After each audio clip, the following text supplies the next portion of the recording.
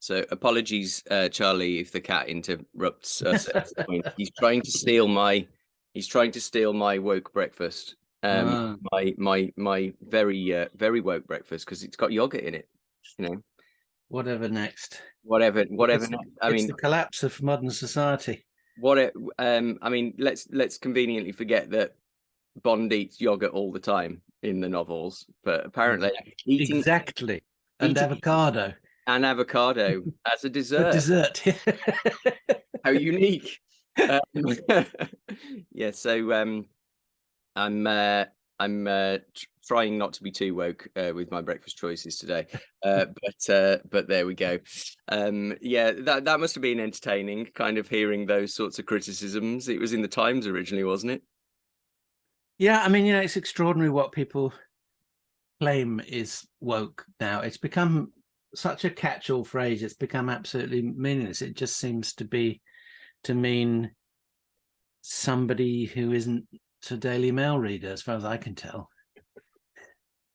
So I think it's worth bringing that up, because obviously we're going to get really stuck into this book on His Majesty's Secret Service, and I'm sure most people watching this will have read it by now, or hurrying through it. But these sorts of culture wars issues come up quite a bit in the book.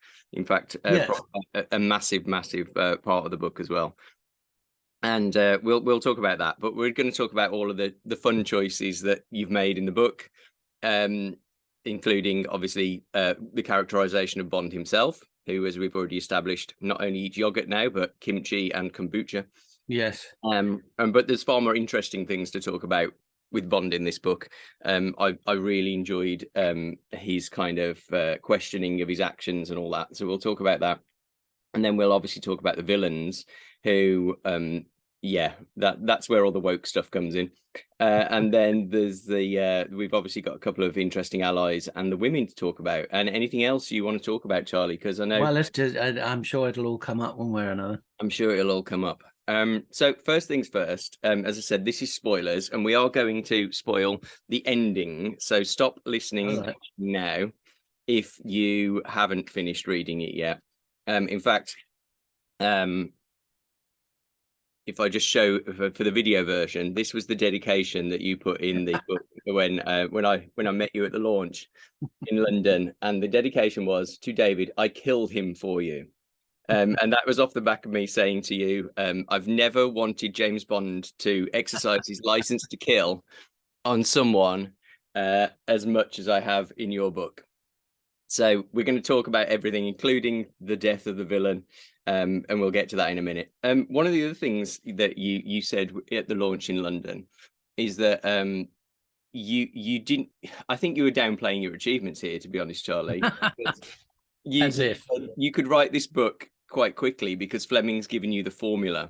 Yeah, that you kind of slotted in the elements that you wanted to include from there. But I would argue that it's quite difficult after how many Bond stories? I mean, there's obviously the 14 original books. You've written all up there the young Bond books. There's Steve's written some, and all these continue. We've got what must be at least 50 plus books by now about Bond. Yes. So I would say actually the challenge is to try and make it distinctive and interesting from all the other stories. Well, there is that, certainly. I mean, yeah, you've got the formula, you've got a sort of ready-made structure, which Umberto Eco very cleverly broke down to like a series of chess moves. And if you stick to that, actually, you've got a really good story. But as you say, the tricky thing is, how do you do a new villain and don't just make him someone with a weird physical deformity? How do you do a new Bond woman, as we shall call them? Make those elements new and fresh. And I think what helped me is the fact that I'd always thought if I did an adult Bond novel, it would be a continuation of my young Bond. It would be that same character grown up. I'd always thought about maybe trying to do the start of the war, getting involved in the service during the war and doing his first 00 killings. Or if not that, I would do something within the Fleming time frame and put it back in the day. But it seemed to be, as it was for the coronation, that it had to be contemporary. That being said, a couple of people said to me, "Oh, you could do that for George VI's coronation," which I could, but luckily I didn't have that idea at the time. So instantly, as soon as you make it a contemporary villain, I think that does give you a little bit more leeway, because, you know, Fleming's villains were tied to the time scale, the time that he was in. So when they started, they tended to be either ex-Nazis or communists, or a combination of the two, which he did a couple of times. And then he sort of went into the whole Spectre field. But thinking about it, okay, being contemporary, I thought, well, let's try and do a villain that has something to do with what's going on today. Yeah. And, you know, and thinking, well, what would MI6 really, what would they be keeping an eye on? What would they be doing? Where is the main threat to us coming from these days? Also, I'd been researching. I just launched a podcast about the history of the monarchy, and I'd done quite a lot of reading, and I'm very interested in the sort of the birth of the nation, as it were, of where England came from, and how it is a combination of so many different cultures and invasions from overseas, from the Romans, the Saxons, the Normans, and then later on our monarchy was taken over by the Dutch and then the German. So this idea of what is England and what is an English, a true English monarch. And I also did actually have a weird sort of Twitter, not exactly a spat, conversation, shall we call it, a couple of years ago, where I was talking about that subject, and someone was, about, well, English, what is the English, and this guy who it turned out to be very well informed, and he started banging on about, oh no, the proper English of the Saxons, and he had quite deep knowledge of the Saxon monarchy. And when I looked into it, I realized there was this sort of strange branch of, and it has to be said, it's right-wing nationalism that goes back to Saxon times, and they call themselves like the White Dragon. And think, hang on, let me just get rid of my email so it doesn't ping. Going back to Saxon times and things like the White Dragon. So I was very interested in this idea of playing on the idea of nationalism and what is a true English person.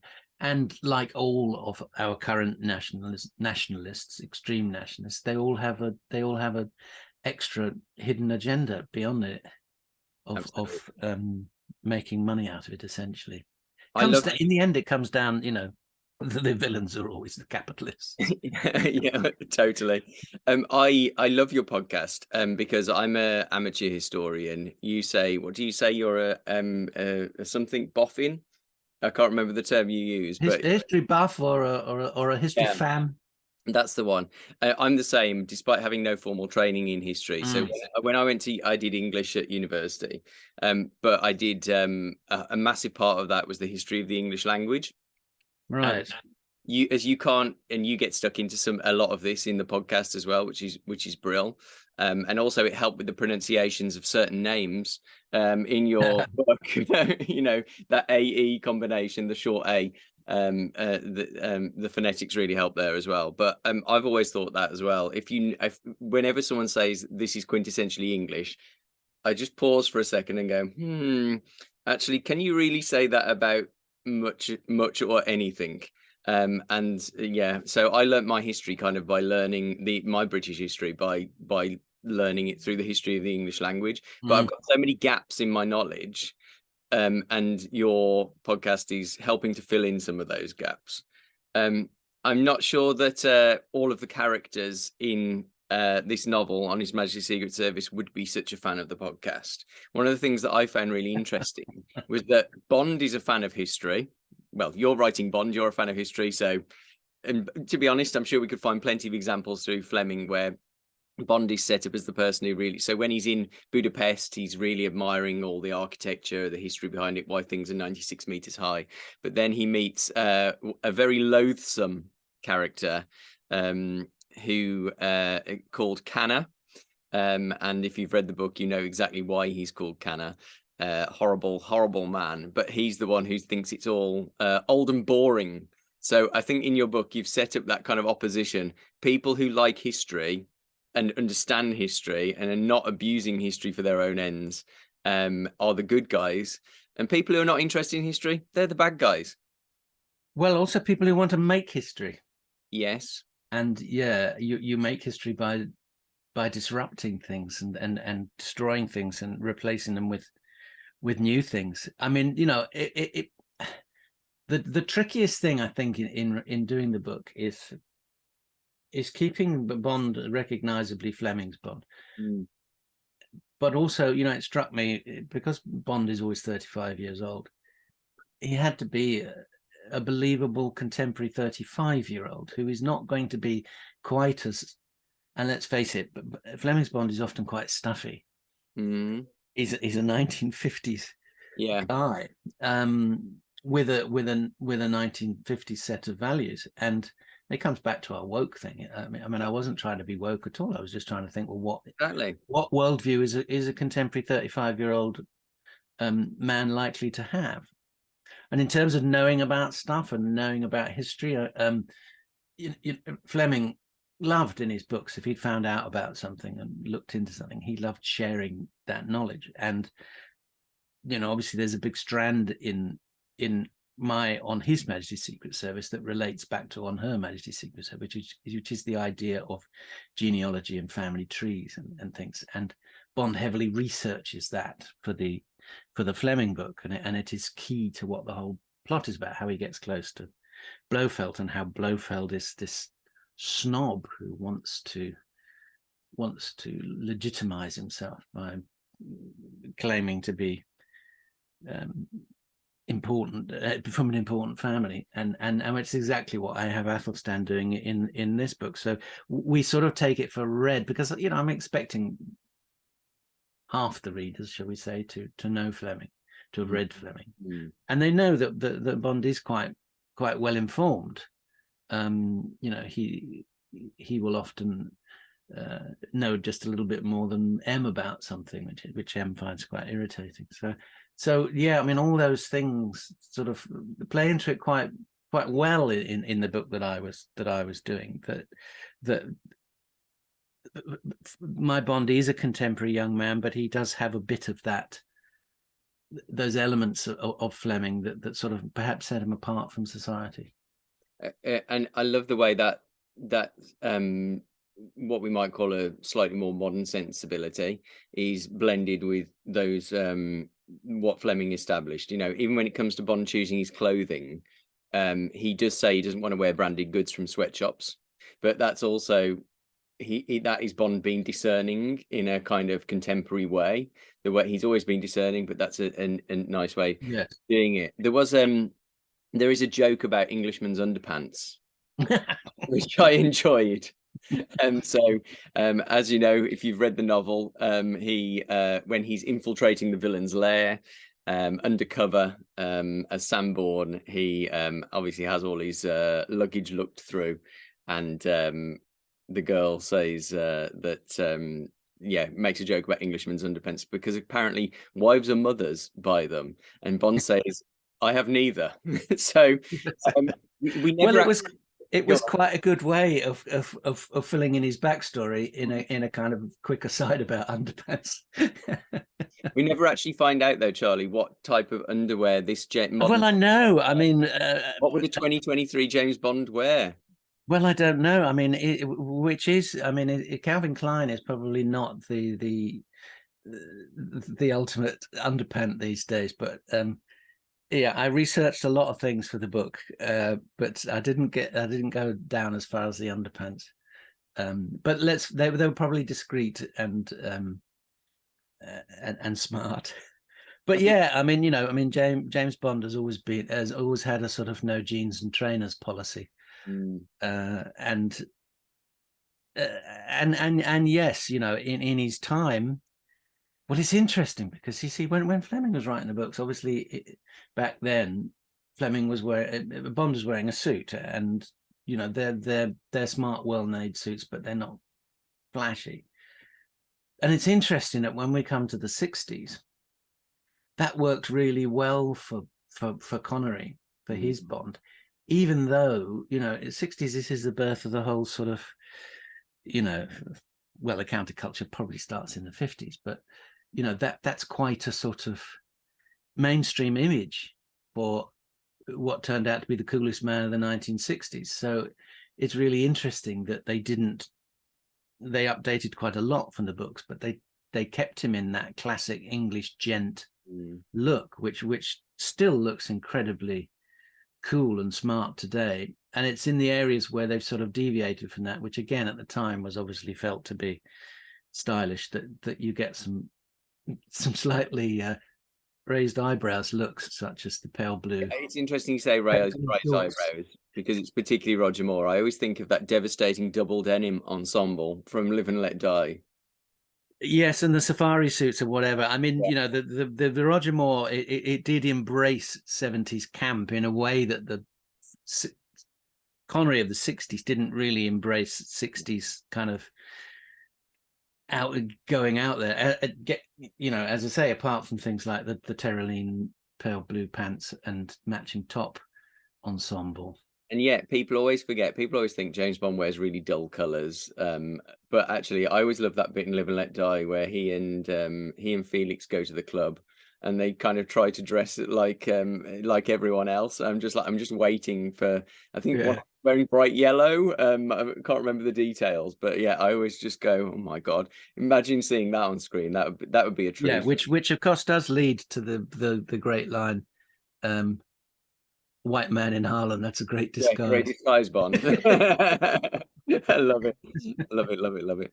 I mean, if we think about nationalism in this book, which you can't get away from, it's the central question, isn't it, really? There is a brilliant part, and again, we're kind of jumping all over the book here, but those who've read it will know what we're talking about. There's a brilliant bit right at the end, just before Bond kills the villain, where he talks about he says you're an English, the villain says, you're an Englishman, not me, half Scottish, half Swiss. I always love that about Bond, because and obviously there's casting rumors for the next Bond, I'm sick of them all already, so hurry up and cast Bond, just so those stories will go away.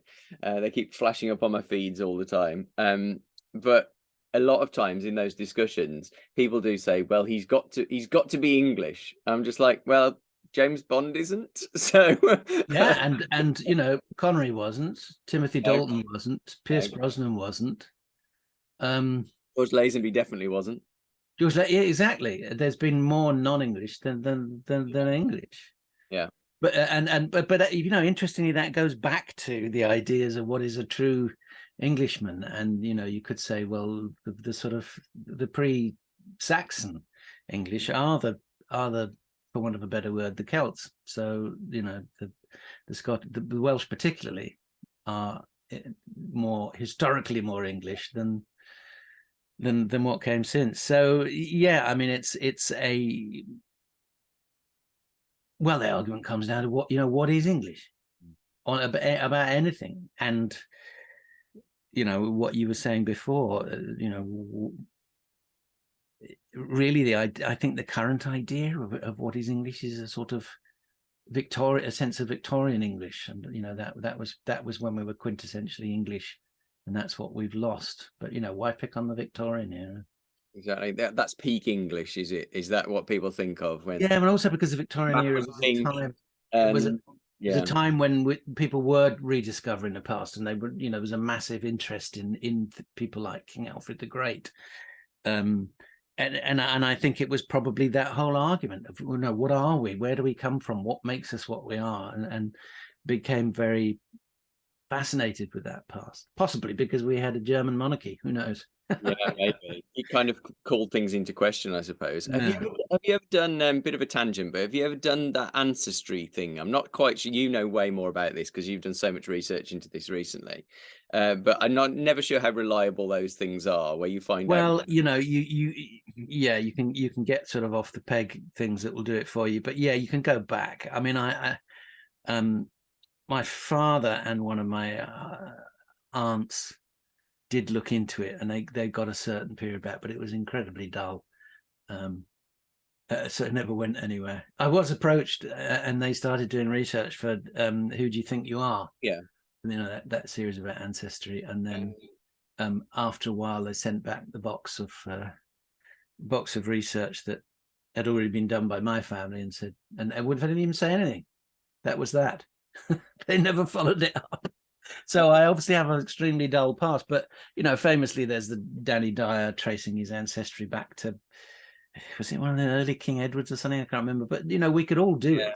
We can, and as you point out in your book, and Bond's, and I love it when Bond has his know-it-all moments. Yeah, sitting there listening to this nationalistic tripe, this speech, and he's like going, "Well, come on, everyone's," and it's actually when he's talking with them as well, in the briefing, and he educates them on how many connections we've actually all got. So actually, we're all connected with the royal. Yeah, we could all trace our ancestry back to King Alfred the Great. I mean, it would take probably quite some time, and you'd have to follow. It wouldn't all be down the male line, but why should it all go down the male line? Yeah, I mean, it's nonsense, and history, people can pick and choose the bits they like to make whatever point they want to make. But I mean, Bond in my book, he admits it at one point. He says, "Well, I'm probably part of a sort of fairly bourgeois reactionary thing in that I just don't like people at the far. I don't like people causing chaos. I mean, he's not up for riot and revolution. He spent most of his life. What's the line that you use? He spent most of he doesn't like people on the far left or far right because he's spent most of his life clearing up the mess that those people made. Yes. Yeah. Yes. Now, a Marxist would say, well, we have to have a revolution. It's the only way to change, particularly sort of English complacency or whatever. And the far right would have a very similar idea. The only way we can create change is through violence, and big change probably is the only way you can do it is through violence. But and I suppose I myself share some of Bond's sentiments. I'm not one for chaos and war and revolution. If we can work out a democratic way of doing it, all the better. But unfortunately, we've been stuck with a hopeless government for the past 12 years, and it's been a struggle to democratically change things, but perhaps that will change at the next election. And that's consistent with Fleming, isn't it? Because Fleming famously said, I think it was in the last ever interview, he said, Kim Sherwood and I talk about this all the time because there's this misconception that Bond is quite right-wing himself. Well, actually, Fleming said, no, Bond is slightly left of centre. If you're going to put him anywhere, he's slightly left of centre. And then that's not necessarily borne out by some of his actions, which you could say, using violence to solve things. But Bond himself kind of hates himself for those things, and particularly you bring that up in your book. You do have some introspective passages in your book, which I found absolutely fascinating, which is where he's questioning who he is, and then he comes to the conclusion he kills people. Yes, it's what he does, it's not who he is.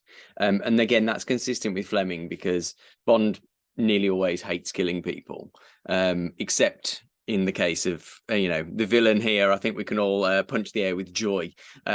We'll get to that bit in a moment, but yeah, Fleming himself doesn't want Bond to kind of sit on an extreme end of any political spectrum, and yet Bond sometimes gets used as a figure who kind of represents some of that nationalistic fervor, which I find really weird. I mean, but Bond is one of our chief cultural icons. Yeah. I mean, and possibly the most famous image for many of the films is him skiing off the cliff and his Union Jack parachute coming out, and everyone cheers, although it is camp and it is fantasy, and we kind of accept it's ridiculous. But Well, yeah, I think there might be some people who take it seriously. well, yeah, well, but then you'd have to take seriously Roger Moore skiing backwards, shooting rockets from his ski sticks. You'd have to say, well, if we take that seriously, we've got to take the whole thing seriously. We're not supposed to take it seriously. It's fantasy. It's nonsense. Exactly. But yeah, I think the thing with Fleming is that he had that idea of a plucky little England, of English individualism, and Bond is like the ultimate symbol of that. He pretty much works alone. I mean, obviously he does call in various forces, more so in the films, where you get a nice color-coded bunch of guys in orange jumpsuits to fight against the guys in the blue jumpsuits or whatever.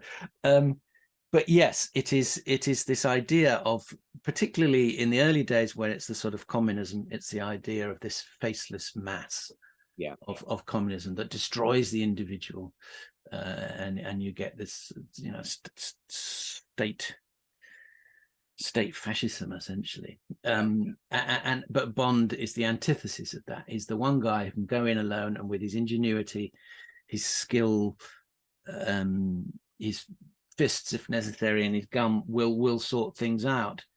And there's the idea that the Americans, again, are slightly this sort of wealthy monolith, but they don't have those individual skills that Bond have, but they're happy to help him out, which is all there in the first book, in Casino Royale, where there's a ridiculous scheme to bring down the Chiffre by gambling against him in a casino, and Bond runs out of money, but Felix Leiter gets someone to quietly hand him an envelope with a great wodge of cash in it, and he says something like a note saying something like, "This is martial aid." So it's that idea that American can come in and sort things out with greater resources and money, but they don't have those individual skills that Bond has. Yeah. And again, in the war, it's like, well, the Americans give us all this firepower and might, but on the D-Day landings, the Britons have invented these funny tanks that can install bridges and things like that. And it is, it's interesting because it ties into the myth of Little England winning the war, this one tiny country holding out against this great might of Germany, which is not really,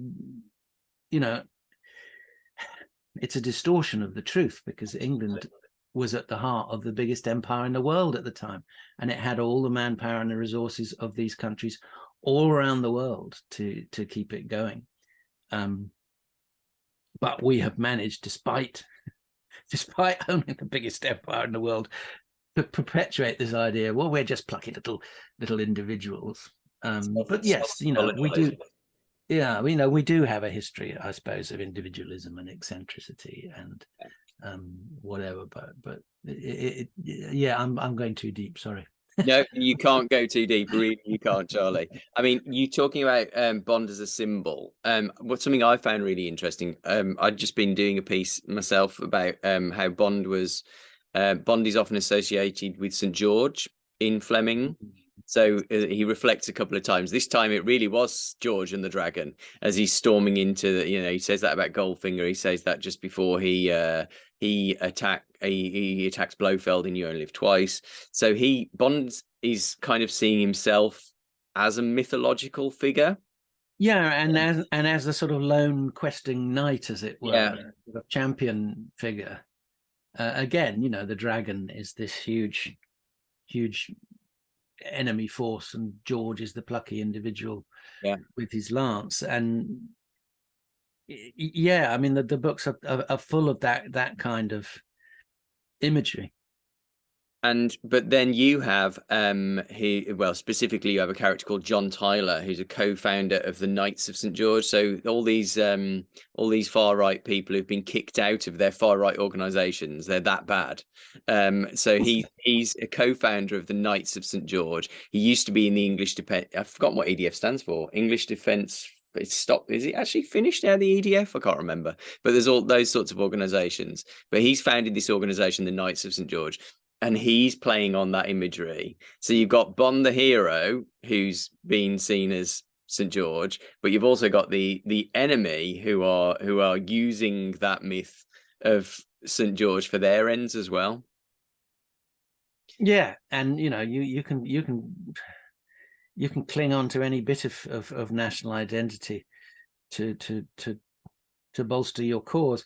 I mean, the interesting thing is the idea of it's the idea, and what Athelstan is playing on in the book is this idea that the English are second-class citizens within their own country. If you see that the country is the sovereign nation is the United Kingdom, and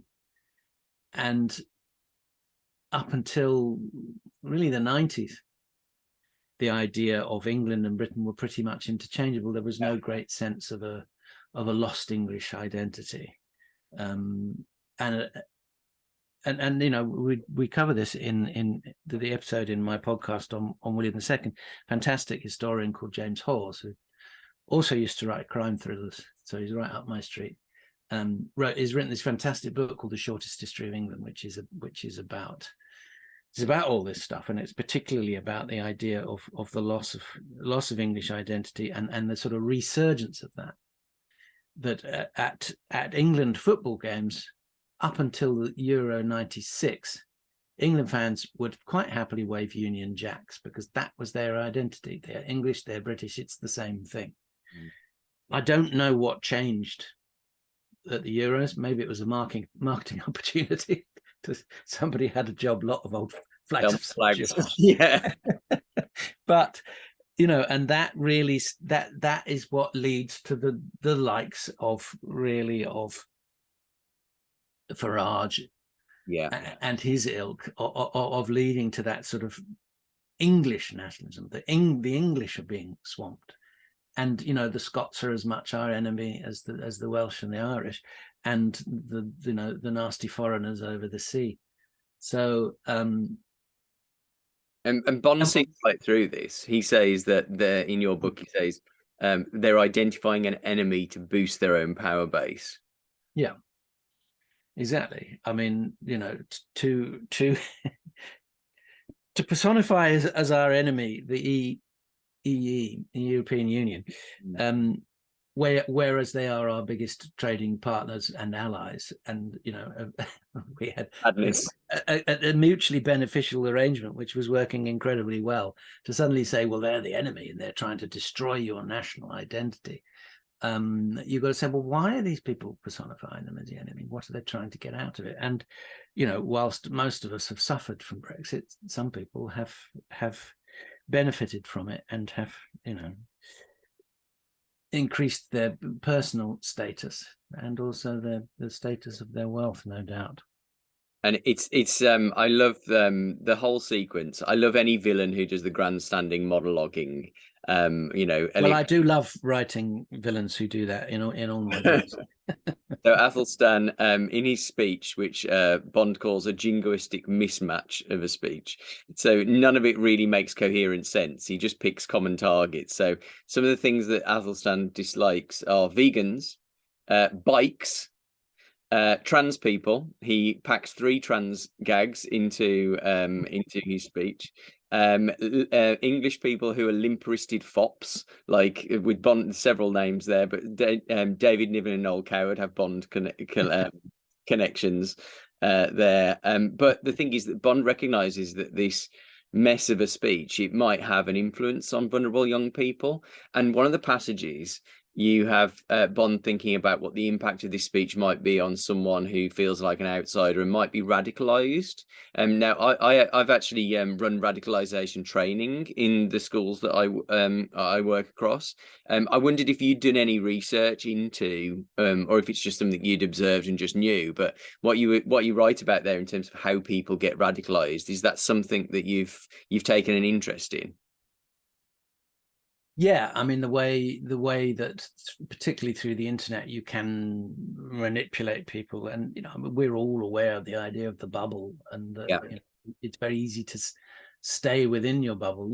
I'm within my own bubble, and to not get perspective on things, and it is very easy to present things as truth which aren't necessarily true, or that you've selectively used. I mean, the book I wrote before this was one of a thriller that came out last year called Whatever Gets You Through the Night, and then there's a lot of stuff in that about how the villain has been using the internet and spreading rumors. In fact, he's been spreading rumors about himself, because the more sort of fake crap there is out there around him, the more that he can just get on with doing what he's actually doing, which is essentially basic capitalism. And yeah, no, it's interesting. My youngest boy, I've talked to him quite a lot, because when he was, a teenager at school, and as all teenagers are, you're confused. You're trying to find your own identity. You're very unsure of yourself, and if you start coming across videos, whatever, things on YouTube or wherever where males are very sure of themselves and are telling you what your problems are and who's causing those problems for you. It's very easy to Andrew Tate right now. He's yes. I mean, I'm not sure he was around when my boy was a teenager, but my son has said that he did start getting into this stuff, and that led to quite a lot of political stuff. And he says he looks back on it now and he realizes what a lot of nonsense it was, and how manipulative and unpleasant these people were. But he said he got into it, but then he started researching a bit wider and talking more widely as he grew more confident, and realized what was going on. So it's very easy. It's very easily done. I mean, a false message is much easier to put across than a true one, because there's no nuance in it. That's why the Brexit campaign did so much better than the Remain campaign, because the Remain campaign, it's a big sort of woolly thing of what exactly are the benefits of being in the European Union. It's quite hard to put across. But if you get a bus that says we will have an extra £350 million a week, and we will build 40 hospitals, and we will sort out all your problems, you think, well, I understand that message. Yeah, well, that's brilliant, but I don't understand what this other side. They don't have a message, because the truth is complex. So it is much easier to sell a false truth or a distorted truth than an actual truth. And Athelstan would be bad just if he actually believed what he was saying, all this nonsense. But he totally deserves Bond having his license to get exercised upon him, because ultimately, of course, anyone who's read the book knows that he's just manipulating people for his own financial gain. And yes, like many people, he's trying to cause disruption, because it is on the back of disruption that you can make money. If the markets are unstable, there's big money to be made. If everything is secure and level, we're not getting massive fluctuations, it's that much harder to ace that, to make big money out of that. So he talks about the crash of 2008 and how some individuals made untold billions out of it, because they saw that things were going wrong and it was falling apart, and therefore they could, as that money all gets thrown up in the air, they can be the people that catch it. And as he points out, that money didn't disappear in 2008. It went somewhere, and it went into the hands of individuals. And so he's trying to do the same thing and manipulate the same thing. And yeah, he's typical nationalist who doesn't even live in his own country. Sean Connery is another. Bond, Bond can't stand the idea of him becoming a martyr, And it's at that point you go, yeah, James, you're just gonna have to do it. And so I'm not a violent person, I promise. But when he snapped Athelstan's neck, I was like, I was so excited. I mean, there is an irony in it though, because Athelstan's plan, once he's captured Bond, the villain always has to capture Bond and torture him in some way. And the torture he's got for Bond is more of a psychological torture, really, other than being beaten up quite badly. It's the idea that he will make a sort of an ISIS hostage style video confessing to his sins and the sins of the British government, that he will say, you know, he is a tool of the one world global government who has been sent to try and assassinate Athelstan. The fact is, there's a lot of truth in that. That is what Bond has been sent to do. He's been sent by the British government to silence this person. So on one level, Athelstan is partly right.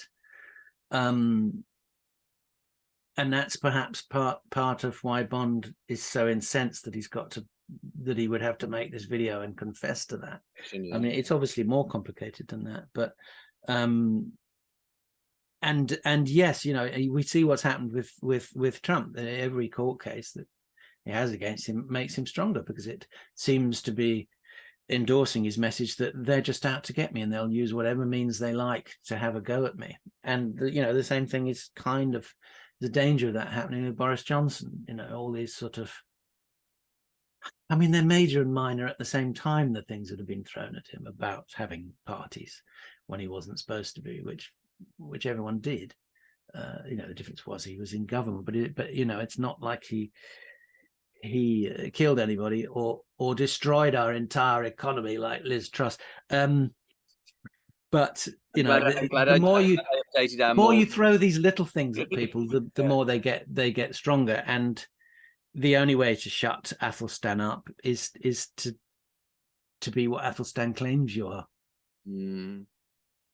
Wow. Yeah, I hadn't thought about it that way, actually. So when I read it for a third time, that's gonna be foremost in my mind. Just to kind of take a something of a left turn here. Do you like Toblerone? I do quite like Toblerone. I don't often eat it, but why do you ask? I mean, obviously it's in the book. Would you be suspicious of someone whose six-pack was ridged like one? Bondies, that's one of the details which makes you think this guy's a ne'er-do-well. Bond doesn't. I don't know whether it's jealousy of someone with a six-pack with a Toblerone. You know. No, I think he is suspicious of that level of male vanity. Yes. And I think that's what I am as well. If I see a man who obviously spends every waking moment improving his body, I mean, it's an impressive thing to look at, but you kind of think, you know, do you have an inner life? Exactly. And that it's almost like Bondi's always, and this goes back to Fleming as well, Bondi's always very suspicious of anyone who is too male or trying to be, like Milton Crest in the short story For Your Eyes Only. I love that description, because it's like he's posing as this Hemingway type figure, but then Bond doesn't. All of these, nearly everyone, and it's a brilliant piece when he's in the lair and Athelstan's giving his speech, or just before, he realizes that he's not been in a room full of almost exclusively men for a very long time, because in 2023 that doesn't generally happen. But he's surrounded himself and with men, Athelstan has, and Bond says he doesn't like the sweaty male energy of the meeting, and I think that's something very Fleming as well, because although everyone thinks, you know, Bond man's man and everyone actually, you know, in real life, Ian Fleming, you know, got on generally better in the company of women, and older gay men, and you know, people who weren't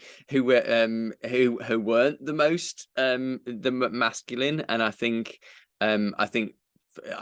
Fleming would have really liked to have had Bond in one of those situations like you've put him in, where it's like there's too many men in this room. It's a bit similar to when Goldfinger pulls his Hoods convention together, and it's like instantly, you know, Pussy Galore is going to be the one that he's interested in. Yeah, I mean, you know, and it was very much inspired by that sequence in Goldfinger, which I reread when I was writing the book. Yeah. It's one of those sequences it really sticks in the mind. Mm-hmm. And yes, you know, it is such an interesting area. You know, is Bond a misogynist? Was Fleming a misogynist? But as you say, Fleming loved the company of women, and Bond loves the company of women. You know, it's always the women in the books that he likes spending the time with, and that we remember. I mean, he does have these powerful male figures who he sort of latches onto, and he's a little bit impressed by. You know, like what's the guy in From Russia with Love? Kering Bay. Kering Bay. Yeah, it's like, wow, this guy's. They're always older male mentors, like Fleming had in real life. Yeah, and you know, it's interesting that the Bond's interactions.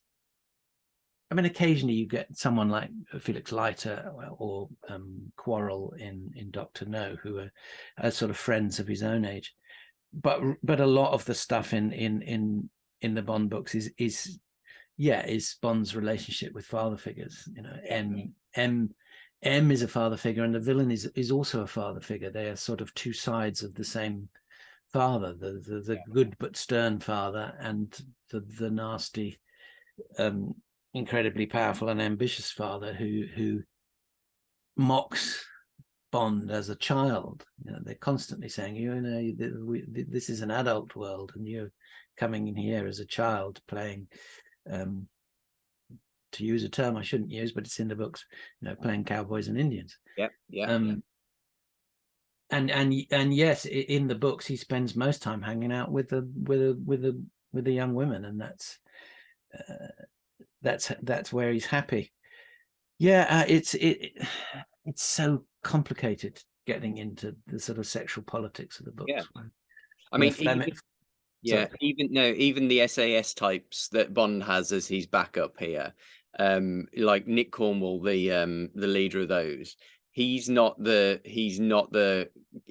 Canna. He's not that kind of hulking masculinity. He's actually, you know, quite svelte. But he's actually he also appears to be a Dolly Parton fan, which instantly endeared him to me. Yeah, well, Nick Cornwell and his guys were kind of the equivalent of, well, in the films, the guys in the color-coded jumpsuits. But, you know, in the books, Bond will often team up with, usually it's a sort of team of, you know, mafia or organized criminals who he gets on side, such as, you know, very much because I was using a lot of stuff from on Her Majesty's Secret Service that he links up with. Is he Mafia, Tracy's father? The Union Course is kind of like a rival to the Mafia, isn't it? Yeah. And uses them. So we get that army coming in doing all the heavy lifting while Bond can go and seek out the individuals he needs to deal with. And yes, you know, you can see that Bond is comfortable with other men, but, you know, I mean, he's a loner. Yeah. He's an individual, and you know, and he's this fantasy figure as well. And you know, what's interesting is in the books is he appears to have no friends at all at home, outside of the service. You never see him down the pub talking about football with his mates. He doesn't have that life, and you know, there's a lot of big arguments and discussions at the moment about men and how they don't have proper male friends, and when they get together with other men, they will talk about films and football and politics and history, but they won't talk about emotional things. Yeah, as if that's a bad thing. I mean, just repress all of that. Women are for that. Fine. Yeah. But and so it is that idea of, yes, the lone man, he's got to take on all the problems of the world himself, and that does lead to depression and ennui, and you know, when he's not taking on the problems of the world. And you know, that's in the books as well. There is a certain level of introspection. I mean, he never thinks about his childhood or his parents and like, am I like this because of my upbringing?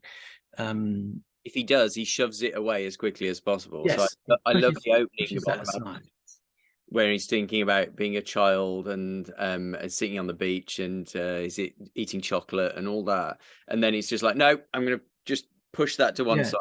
And it's would that child recognize the man that he's become? I mean, and that was one of the few bits of backstory there are in the books, which I had to go through and kind of dig out when I was doing the young Bond. And I made reference to something in one of the books. It mentions him being on the beach and doing all those things. And the fact of the matter is that Fleming very much didn't envisage that Bond's childhood was anything like it was in my books. He was an ordinary kid who went to school. So he wouldn't have approved of those changes that I'd made. I hope he would have approved of everything else. But yes, there is that idea of how did I become what I am, and who does he talk to about that? And as you say, he doesn't have anyone to talk to, so he buries it. And again, there's all these discussions now of like, we all need 3 therapists. We've got to discuss. We've got to talk about all this stuff constantly. But it doesn't seem to be making people any happier. People seem to be more miserable and depressed now, and in the more therapy they have, the more therapy they need. I mean, is there? I don't know the answer to this, but do we?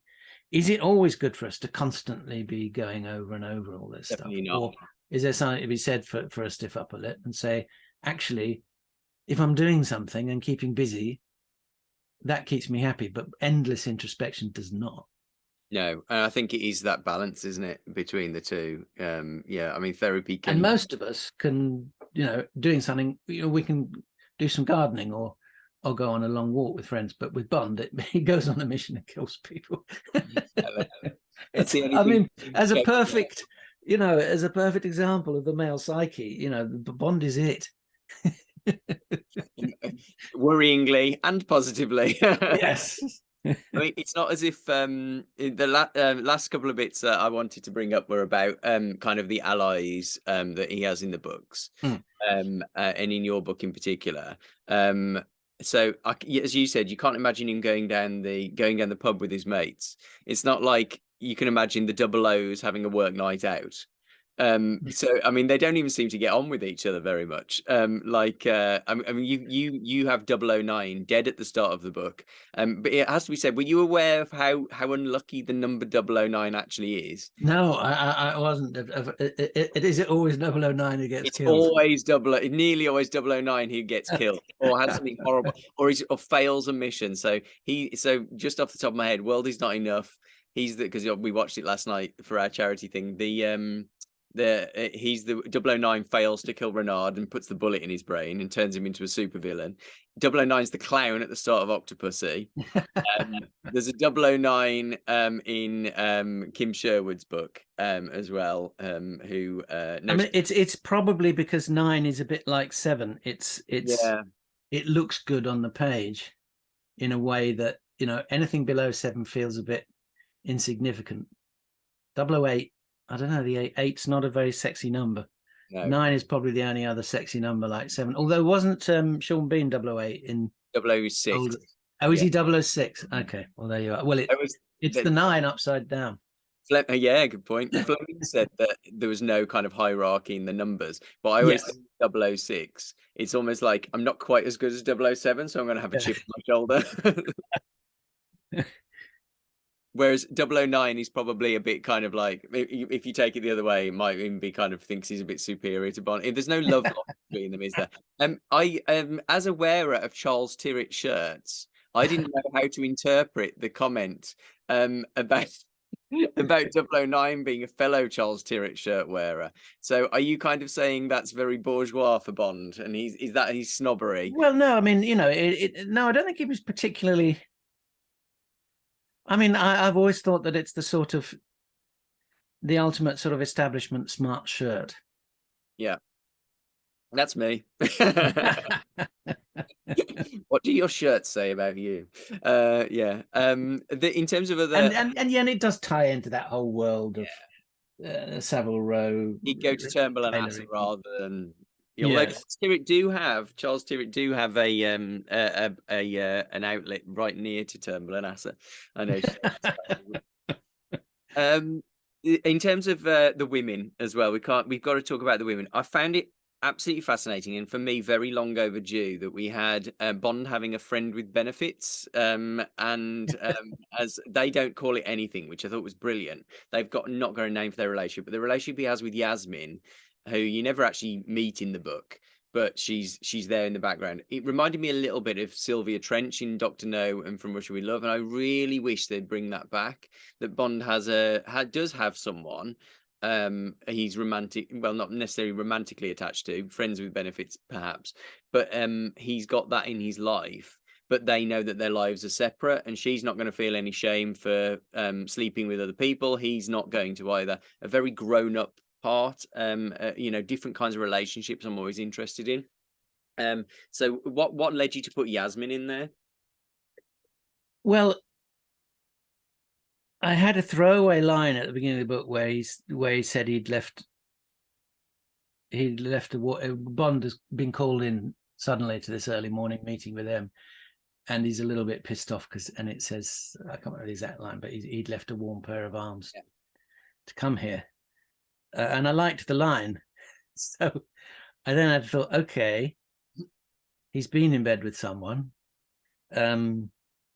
Later on, he's going to get off with the Bond woman as he has to, because that's how a Bond story works. And so I thought, well, I need to establish what this was, who this was, what that was all about. And yes, I did find it interesting to get into the area. And in some ways, both Yasmin and Ragenheder are sort of female equivalents of him. Yeah. Yes, they have an equal relationship at the beginning. They both have private lives separate to each other. They enjoy being with each other, and they enjoy sleeping with each other, but they are not fully committed to each other. And then later on, both he and Ragenheder are on a mission, and they're doing things, and they're the only two people who can fully understand each other. So she understands exactly what he's going through, and he understands exactly what she's going through, and the only person that Bond can talk to about it is her, and the only person that she can talk to about it is him. So it leads to an intimacy, and they're both obviously physical, sensual people. So I'm just trying to think of modern relationships, and people do seem to be a little bit more relaxed about relationships, certainly, than they were in the 1950s, and that was what Fleming was railing against. That whole, I can't remember what book it is, where he talks about the dull process of courtship that you have to go through. It's whereas the one that always sticks in my mind is the end of The Man with the Golden Gun, where he says it would be like settling down with Mary Goodnight, I'm paraphrasing, would be like taking a room with a view, and that view would always pall. And it's like, whoa, that's such a depressing ending. Yeah. That Bond is, and you riff on that as well, because you more than riff on it. It comes up a couple of times, and it's actually the closing lines of the book that Bond says, and then I'm going to get the name wrong. Ragenheder. Yeah, that's got that F, isn't it? That symbol, the voiced dental fricative, if I remember correctly from you. It's halfway between a TH and a D. That's it. So that neither of them are the marrying kind, which I thought was really interesting, because that's very much the characters, but also not the marrying kind. At some point in the middle of the 20th century became a euphemism for, or even earlier, became a euphemism for gay men, because obviously marriage wasn't possible. And I was like, it's there, right there in Cambridge. I looked it up, and it's right there in the Cambridge dictionary. But people would go, oh yes, he's not the marrying kind. So I thought applying that to Bond, which just, you were just playing into my hands there, Charlie. My queer readings, I was like going, yep, okay, there's more evidence. There we go. Well, Fleming used to say that Bond was the man that every man wanted to be and every woman wanted to sleep with. It's the idea of he's the guy that you sleep with before you go off with the guy that you actually want to settle down with. And yes, he would be a terrible husband. Awful. I mean, not least because the fact that he have to go off on these secret missions where he may never come back. And I think, in the books, Bond is very aware of that his life is not compatible with marriage, and if he was going to get married, he would have to leave the service. I mean, that's the whole plot of Casino Royale: is have I finally found the woman that I can quit doing this job for, and settle down, and that becomes a theme through the rest of them. It's I mean, we could talk for days about Bond's sexuality and Fleming's sexuality. It's complicated, and it's much more complicated and much more interesting than just saying, "Oh, Bond's a misogynist," or "The film's a misogynistic," or "Fleming was a misogynist." But yes, no, there is one of the books where he talks about the courtship ritual, where you've got to take them to dinner a few times, and then you maybe take them to the theatre, and then you've got to meet their parents, and then you do this, and then you do that, and eventually you propose to them, and then you get married, and then you can go to bed with them. I think, and the implication there is both he and the woman would have much preferred to go to bed on the first date. Yeah, it might be Diamonds Forever, but I'll have to go back and check. Yeah, I should remember. But yeah, so Fleming in his time felt he was being incredibly daring and modern and sophisticated in the presentation of relationships, and was being honest about men and their desires and what they really want. And of course that can now look a bit much. It's interesting, you look back at the sort of angry young men, look back in anger, those films which were, again, it was like throwing us the old ways of doing things are gone. Society has changed. This is the new young man, but they're incredibly misogynistic. The way they treat the women in those books. But again, it's seen as like, I'm not doing this the old way. I'm not putting you on a pedestal and worshipping you. Absolutely. And they go too far the other way. I could literally just carry on all day, but I know you've got things to do. So I think the last thing that I kind of wanted to, when I wrote my review of your book, I started with a passage that jumped out to me, and this is where you tell me I'm totally wrong, and that's absolutely fair if this is the case. But I thought there might be a little part which was a bit self-reflexive. As you were writing, you were thinking, "Oh my God, I feel like James Bond on a mission here," because the lines are, "This was stacking up to be one of the more deadly missions Emmett sent him on, not least because time was short. There was no room for finesse, for careful plotting, for negotiation. He was a bullet, and he'd already been fired from the gun. Nothing could stop him." Was that how you were feeling as you were writing this book? You're reading it there, and that is exactly what I was feeling. But I wasn't consciously aware that that's why I was writing that. I mean, I was trying to channel that idea in Fleming of Bond being the blunt instrument, and but yeah, I mean, there's a certain level of consciousness, because I've always loved the structure that Fleming came up with, the idea that he goes in and sees M, and M says, "This is the villain, this is what he's doing, go and sort him out." And at that point, Bond is on a mission, and nothing deflects from that, and he just does it. And I was very aware that was a perfect structure for a book that had to be written quite quickly and would inevitably not be that long, because I just didn't have the time. But that not a gimmick, but that technique that he had of M giving him all that information, that's kind of like half of a normal spy or secret agent story done in a couple of pages. Bond doesn't have to go and do all that investigation. Someone has done it for him. He just does the final part of each mission, which worked very well for me. So yeah, I think there must have been, I wasn't deliberately trying to write, this is what I'm doing, but I think my subconscious was, it was definitely expressing that, and I think also enjoying it. The fact that I just had to go through and get it done. And I originally envisaged it that it was a shorter story, and I had those kind of key elements to do it as a short story. And then as I wrote, and I was writing quite quickly, I'm thinking, was this going well? Oh yeah, I could fill in this bit. and write that sequence. And then, you know, as I got towards the end, I was nearly finished and I was about to deliver it. And I said, could I have another couple of days? Because I'd like to do a car chase. And, you know, if I'd had another couple of weeks, there would have been a few others. There are some bits in it which are sort of missing, which with more time I could have put in. And, you know, interesting, you know, there are some bits always when you write a book, at some point you just have to stop and deliver it.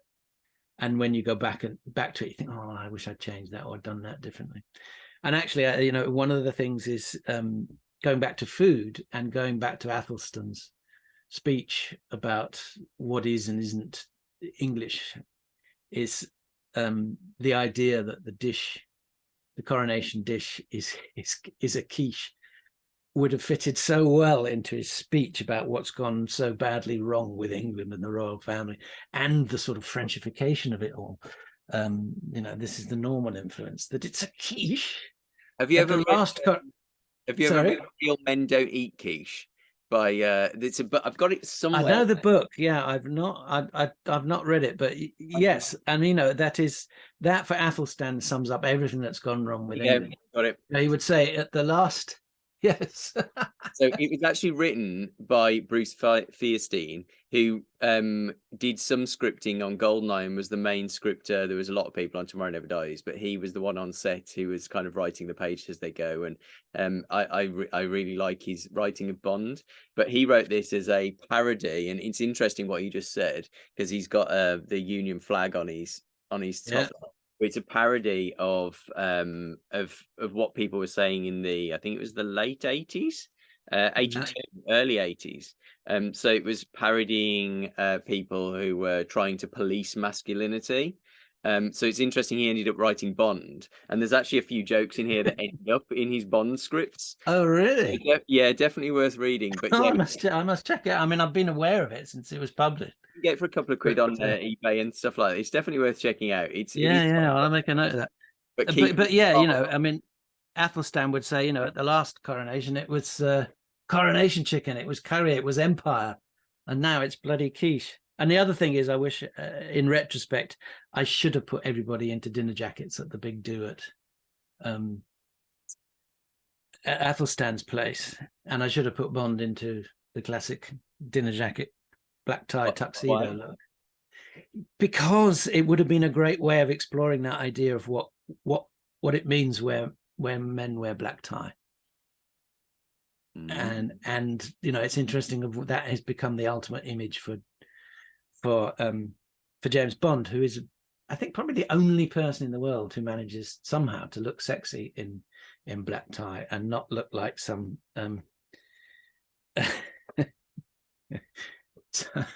some small town mayor at a posh do.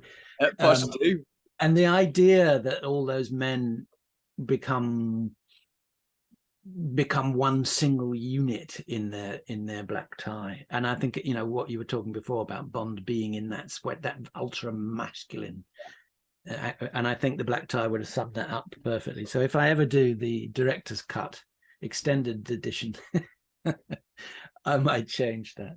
But yeah, no, it was huge fun to write something really quickly and to not think too deeply about it and argue myself out of doing things. And yes, inevitably certain bits that were going on subconsciously have made it onto the page. So that was well spotted. Last thing really, but I think one of the reasons why it moves so quickly is because of the structural device. And sorry if this gets really nerdy, but I love different narrative structures, and Fleming plays with that quite a lot. But I don't recall him ever starting. It's not even in media res. It's like literally right near the end, and then the whole of the rest of the book, most of the rest of the book being a flashback. So was that, I know you kind of played with that in, I think it was Hurricane Gold. You said by the end of the day, one of these people was going to be dead. So you do a bit of a flash forward, but was that something you thought about, or was it just something you thought, okay, this fits this story? Yeah,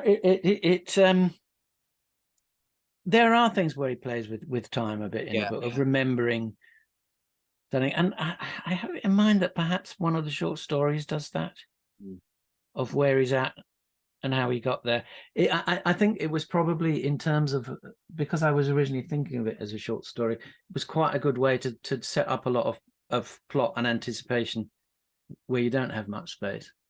Yeah. And then, you know, my God, we're here and this great thing's going to happen. Keep reading. How did I get here? Yeah. It's a useful device. It felt sufficiently Fleming-esque, I think, to me. Absolutely. No, thank you so much for your time, Charlie. Is there anything else that you've that people haven't asked you about that you've always wanted to kind of share about? Oh, gosh. No, not that we have the time to go into it today. Maybe another time then. All right. Thank you so much. All right. It's been great having a chat. Cheers. Thank you. Ta-ra.